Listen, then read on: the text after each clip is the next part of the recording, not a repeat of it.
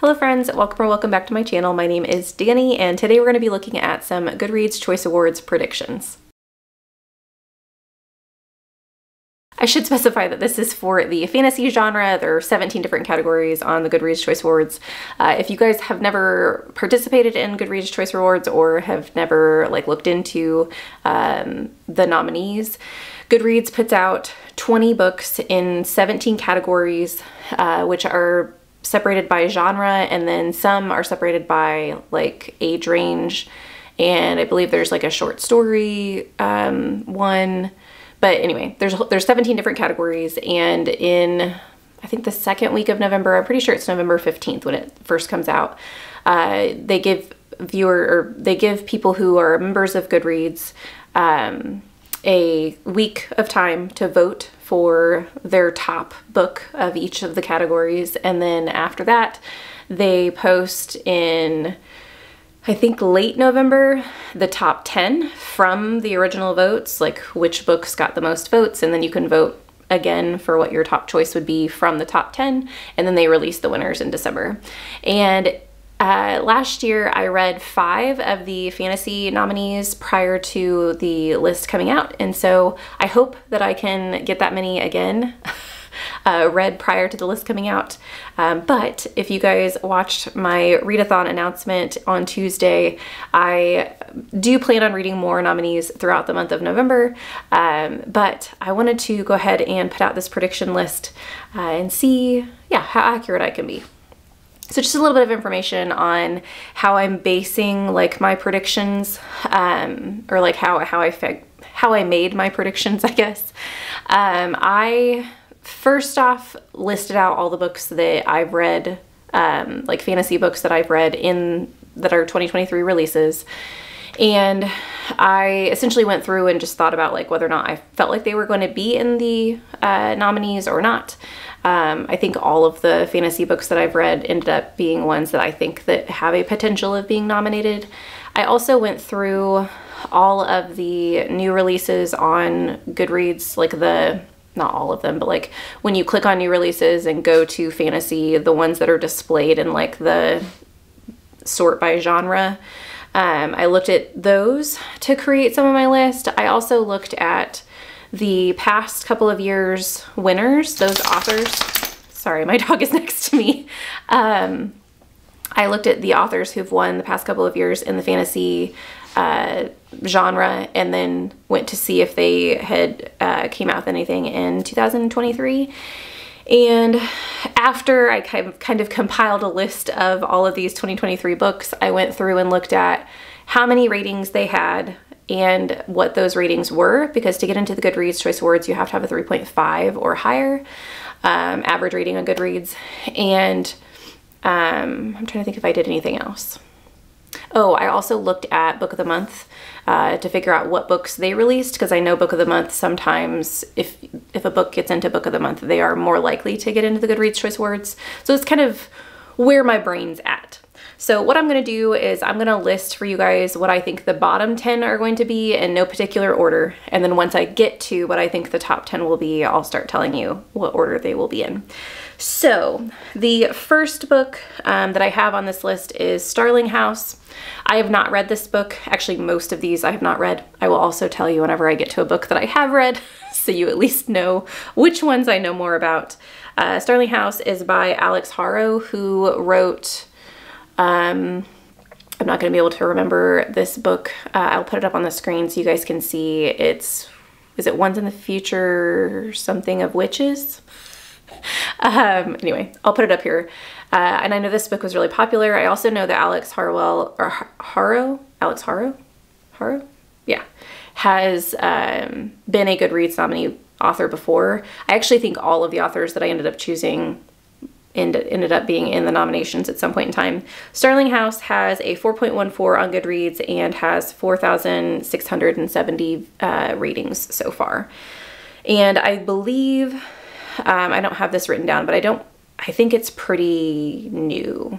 And so it hasn't had a ton of time to get a whole bunch of readership, but I could be wrong on that. The next one that I think will be in the bottom 10, I hate saying the bottom 10 because it's not like these books are bad. The next one that I'm not going to say what rating it will be in is The Foxglove King. So this is by Hannah Whitten, which Hannah Whitten wrote For the Wolf, and I can't remember the second book in the series, but it was like a Beauty and the Beast retelling, which is weird because it definitely looks like a Little Red Riding Hood retelling, but it's not. And I know that I'm pretty sure For the Wolf was on the Goodreads nominees list. It didn't win. No, it didn't win. But I do think that this author, I don't know. I feel like if an author's been on the Goodreads nominees before, they're definitely more likely than an author who hasn't to be on it before. This book has an average Goodreads rating of 3.82 and has 11,403 current ratings on Goodreads. So I think it has a pretty good chance. This was one that I almost put in the top 10. So once again, the ones that I'm mentioning right now, I'm not rating in any particular order. So this one I almost put in the top 10 just because of how many ratings it's had. But because the rating is 3.82, that's what ended up for me putting it in the bottom 10, but we'll see. And then I also have Atalanta, I think is how you say it, by Jennifer Saint. And Jennifer Saint wrote Ariadne, and there was another one that recently came out. But Jennifer Saint writes like historical Greek mythology retellings, and usually I think all of the books that she's written recently at least have been about female protagonists in Greek culture. And I also believe that, I'm pretty sure it was Ariadne, was on the Goodreads nominees list. This book has a 3.82 rating, 8,949 ratings on Goodreads. The next I think will be on this list would be Bookshops and Bone Dust. This is by Travis Baldree, and the first book in the series was Legends and Lattes, which was on the list last year. It did not win, sadly, but it was on the list, and so I would be shocked if this book doesn't make the list. The only thing that could be preventing it, I'm not sure when the deadline is for this being published. I believe that this book is already published in the UK. Unless I'm wrong, maybe some of the people I watch on BookTube have access to like ARC copies of this. I know that the published date that's posted on Goodreads, which I know could be for a specific edition, is like November 7th.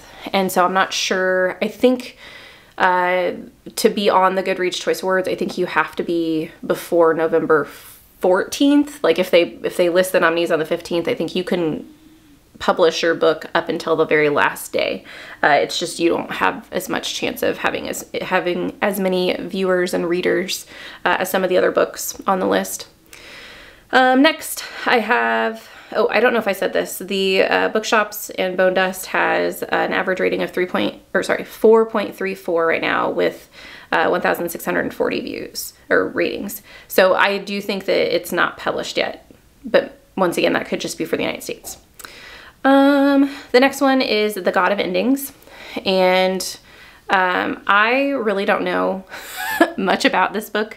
I do think it has something to do with vampires. It currently has an average rating of 3.77, has 4,597 views, or I keep saying views, ratings.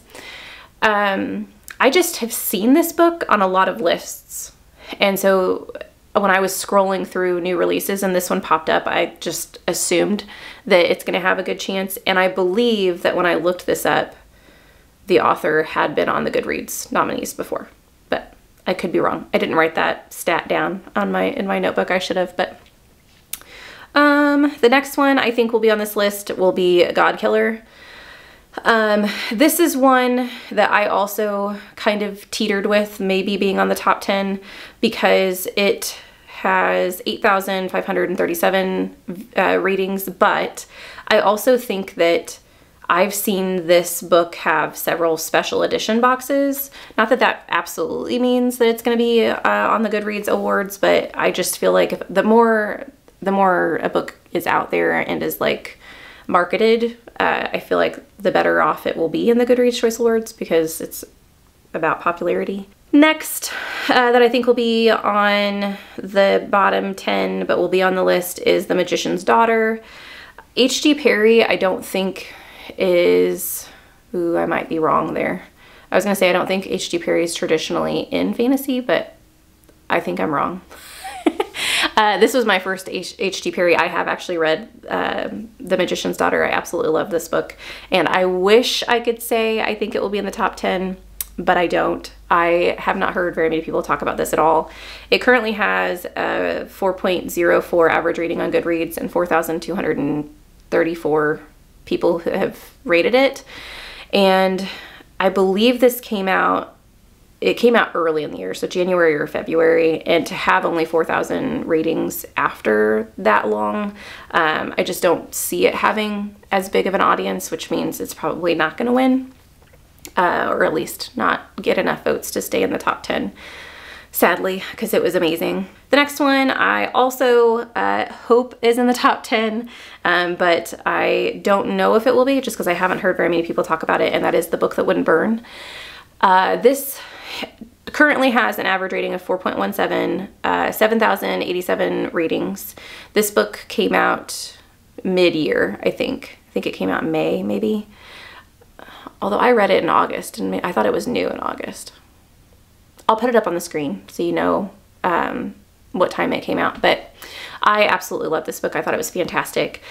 But once again, I just haven't heard very many people talk about it. It does have a higher chance to be in the top 10 because of the fact that it has 7,000 ratings. And I know that that's not the only thing that they go off of, but the more readership that you have, the better chance you have of winning, because the people who are voting. I do think it'll end up on the list because I think that it has gotten out there enough, and it has been in a couple of special edition boxes that I've seen. I just don't know that I've heard enough people talk about it to think that it will win or like be in the top 10, but I really wish that it would, because it's amazing.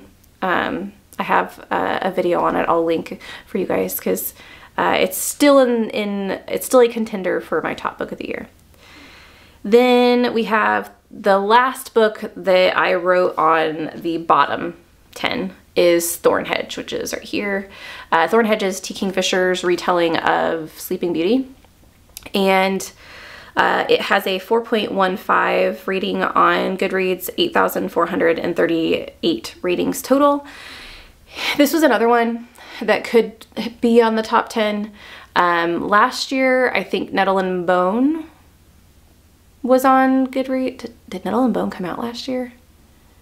I'm pretty sure it was Nettle and Bone. That was from T. Kingfisher, that was out last year in the fantasy category. And it just didn't get as many ratings as I thought it would.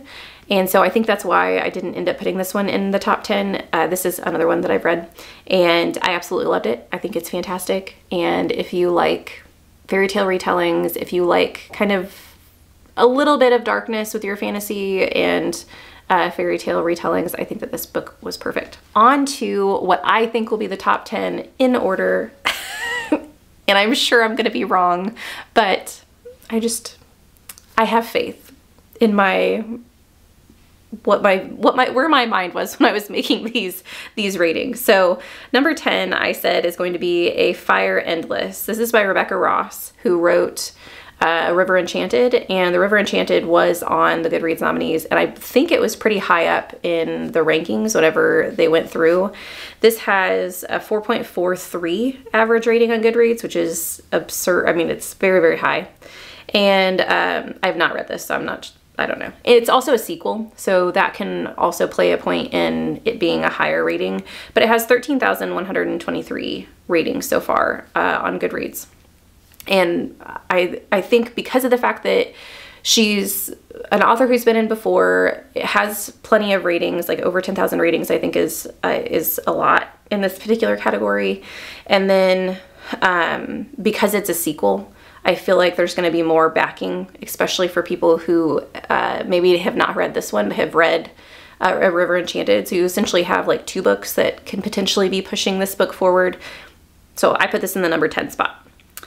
Number 9, I put A Day of Fallen Night. This is by Samantha Shannon, and it has an average rating of 4.43, which is weird because it's the same as my number 10. I didn't realize they had the same rating. This one has 18,942. This I kind of put in this spot for similar reasons to the Rebecca Ross, because this is the sequel, or I think it's actually a prequel, but it was published after it, to the Priory of the Orange Tree.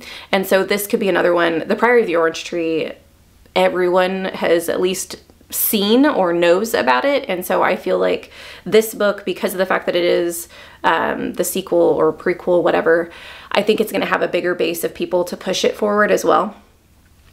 Number 8, The Last Tale of the Flower Bride.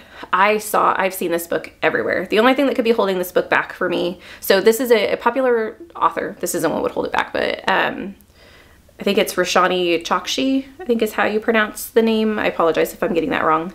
But the thing that could be holding this book back would be the rating. Right now it's at 3.7. So I don't think it will drop below the 3.5 threshold by the time the awards are posted, but because of the lower rating, I don't know if it will get as many votes. This has 14,598 ratings on Goodreads. The reason I put this above the last two is because I've seen this book more places. I've seen it on a lot of booktubers channels. I've seen it talked about on like the Goodreads articles or whatever that they post. I've seen it posted there a lot. So I just feel like this book was, I don't want to say marketed better, but like I feel like this book was in more places and more visualized throughout the year than the other two have been. So that's why I put it in number 8. Number 7, I put Amina Al-Sarafi. So that book, oh, it's right here. I absolutely love this book. And I want it to be higher in the ratings. I don't think it will be, because some of the books above this point I just think are going to blow Goodreads out of the water. But anyway, so this is by Shannon Chakraborty, and this has a 4.32 average rating on Goodreads, which I think is incredible. And then it has 24,386 current ratings on Goodreads. This was also a book of the month book, and so I think that that will help it as well. This is a very unique book to this list, unless I'm missing something. I think it's like the only pirate-esque book. So I think that's interesting. But yeah, I think it'll be in the number 7 place. Number 6 is another book that I've read, and I think that will be Emily Wilde's Encyclopedia of Fairies. I have it as well right here by Thornhedge. This is by Heather Fawcett. 4.09 average rating on Goodreads, 36,998 views. This book, I think, blew up whenever it came out. I saw it everywhere. Even people who don't read fantasy, I've seen them talk about this book. So that's why I put it above Amina, because I feel like the people, I feel like I heard a lot of people talk about Amina Al-Sarafi, but the people who are talking about Amina are people who read fantasy anyway. Whereas I feel like Emily Wilde's, it was just everywhere. People were talking about it. And then number 5, this one I think is just wishful thinking for me. I put Tress of the Emerald Sea on this list. I don't know if Sanderson will get as many votes, but I think it has a couple of things going for it. So 1, it has an average rating of 4.49. It was Secret Project number 1, so it came out early in the year. And it has 68,113 views or ratings on Goodreads. And even though I think one of the things it has going for it on the Goodreads Choice Awards is that it is a Cosmere book, but it can be read without reading previous information in the Cosmere. So I feel like it applies to a broader audience, not just an audience that is reading the Cosmere along with all the other Sanderson fans. And the fact that it came out very early in the year, the fact that it's a secret project, and that it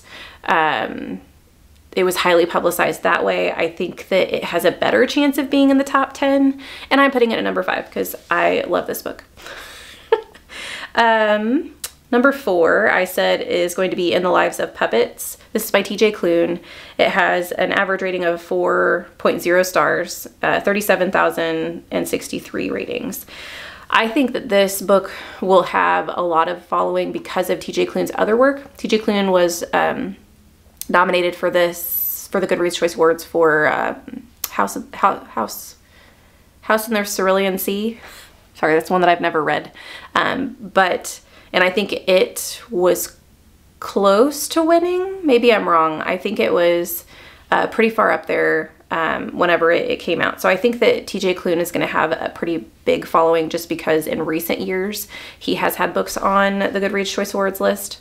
So that's why he is in the number 4 spot. The number 3 spot, this is where this kind of starts to pain me because the top 3 that I have listed, one of them I've read and none of them I believe should win. I think that they're going to win, or I think that they're going to be in the top 3 because of popularity and because of the names that the authors carry. Not saying that they're bad books by any means. Like I said, I haven't read 2 of them, but I just have a feeling that these 3 people are going to be on the top. So number 3, I said A Soul of Ash and Blood. This is by Jennifer Armentrout, who has been on the top of the list before. Maybe not on the top, but like in the list, very in the top 10 before.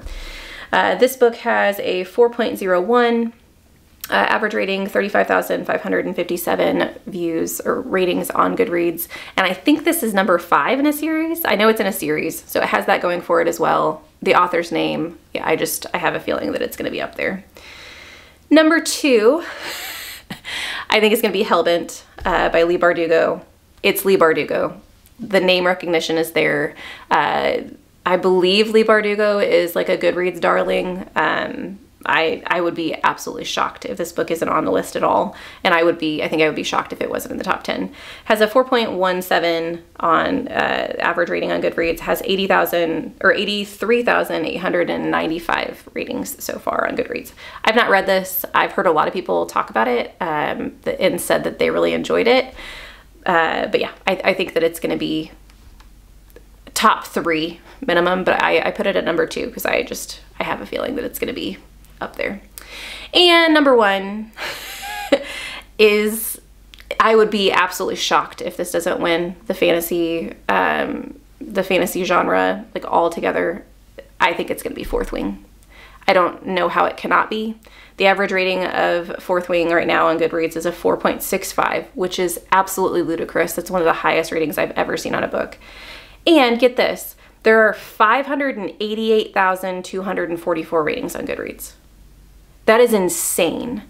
The amount of people who've read this book and rated it high, it has to win. Like there's no, the only way it could not win is if they put it in the YA category, which it's not YA, it's like new adult, I think is what they actually would classify it as. But yeah, I can't see it going any other way. It's gonna be Fourth Wing. That's what I would guess is gonna be the winner for the fantasy genre. I don't think that, I'm not saying when I say Fourth Wing shouldn't win, I'm not saying that it was a bad book. I know a lot of people like to hate on Fourth Wing because everyone loved it. I thought it was decent. I rated it 4 stars. I had fun with it. I definitely think it has its flaws. I think there's so many other fantasy books out there that were better and that were more creative, and I just would like to see win instead of Fourth Wing, but I don't think it will happen. So anyway, those are my predictions for the Goodreads Choice Awards for the fantasy genre. What are your predictions for this? Do you read fantasy? If you don't read fantasy, what are your predictions for some of the other genres that Goodreads comes out with? I would love to chat with you guys in the comments down below. Let me know what you think. Thank you guys so much for watching this video. I hope you have a lovely evening, and I'll see you in the next one. Bye.